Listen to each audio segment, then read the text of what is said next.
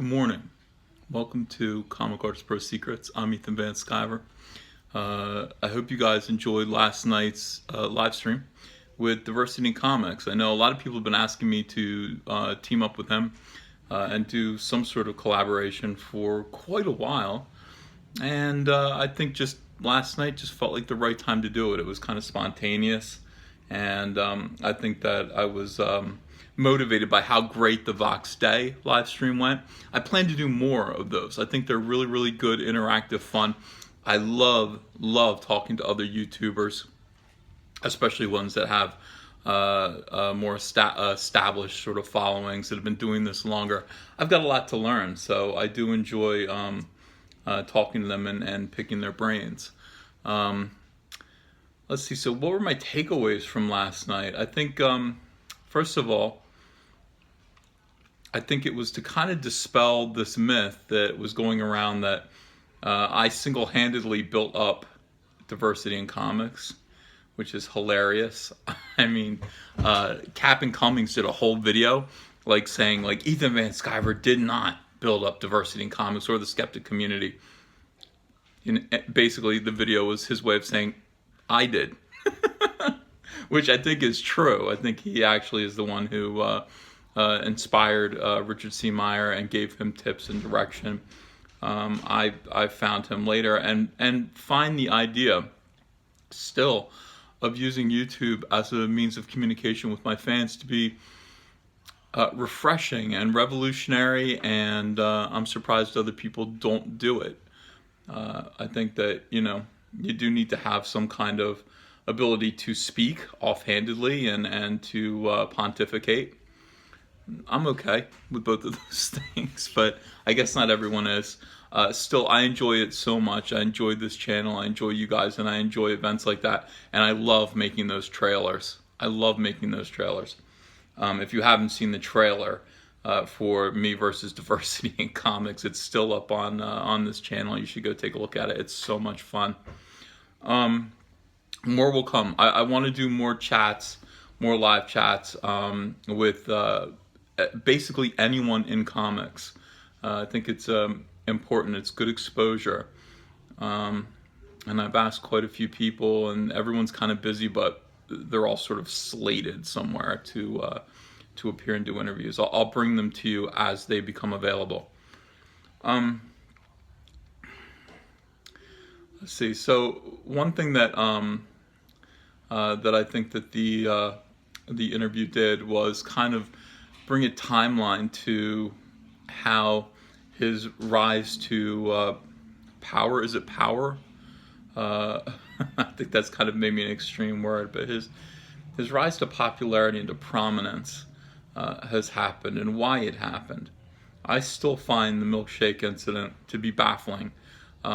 His view that it was orchestrated in some way, I disagree with still. I think what happened was it was meant entirely kind of as a fun thing, and then my feeling is that it's kind of like half and half. My feeling is that after doing a little bit more research about it and talking to all the parties involved, my feeling is that Heather Antos did receive some responses that made her feel uncomfortable or maybe even threatened, and she responded to those maybe in an overblown manner on Twitter, and then it became what it is. In this business, there's no shortage of people who want to come to the rescue of creators that they feel are marginalized for reasons of their gender or expression or race or even religion. So these causes are bandwagons. Everyone likes to jump on them. It's fun. It's cheap. It's a cheap kind of dopamine hit to say, I support the underdog. I support this person who's being who is being harassed. And then it becomes a doggy pile kind of situation.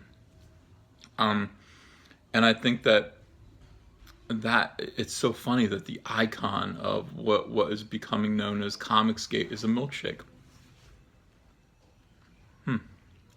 That's just the way these things happen. They happen organically, and you can't really plan it. I don't think you can plan something like that. I enjoyed hearing him talk about his military experience. I love talking to him about G.I. Joe. When somebody has a passion for a character or property, I'm just an artist. I'm not a writer. He keeps telling me I should write. I will never write. I'm pretty sure. I'm just not smart enough. I'm smart enough to know my own limitations. I've tried to write a couple times. I found it stifling. I found it uncomfortable. I just don't think in terms of story. The basics of story, but actually creating stories, it's not what I do. But when you hear someone who has tremendous passion for something, the way he has passion for G.I. Joe, you need to get on board as an artist and say, okay, it's going to be good. So many times, these characters, these books are given to people who are just doing it for a paycheck, and they learn to sort of to write these characters. But every now and then you'll come across someone who's like, hey, my whole life has been, just smack my ring on the table, my whole life has been G.I. Joe, my whole life has been Superman, my whole life has been The Flash or Green Lantern, and I get to finally write this character. Hey, if you can find yourself in a situation like that as an artist, you want to jump on that project. It's not necessarily definitely guaranteed that it's going to be good, but it's going to be passionate and it's going to resonate. And so when somebody in the chat asked if, what project we would work on together, it would be G.I. Joe. It'd have to be G.I. Joe for DC Comics, but it would be G.I. Joe. And I thought that was really cool. The other thing that was interesting was, and people have remarked on, is that I did pay him a big compliment when I just said that Ava's in there pulling refrigerator magnets off the refrigerator. Let's see her little hands. I said, hey, you changed my attitude about, the way we should be treating fans. And for that, I humbly thank you. I can't even remember what I said, but it was a good, maybe probably 60-second kind of tribute to him, to which Richard replied, how come your avatar doesn't have any nostrils? And people were horrified. You have to know that Richard, that's who Richard is. Richard does not respond to sentiment very well, and I'm well aware of that. But it's still funny to kind of push him that way anyway. That was my favorite moment. Look, the dude is all man. All right, there's no doubt about it. He doesn't get squishy. He's very practical, and he's thinking about the things that need to be done to fix the situation that he's talking about. So I enjoyed it. I find him to be thoughtful. I think some people find him to be,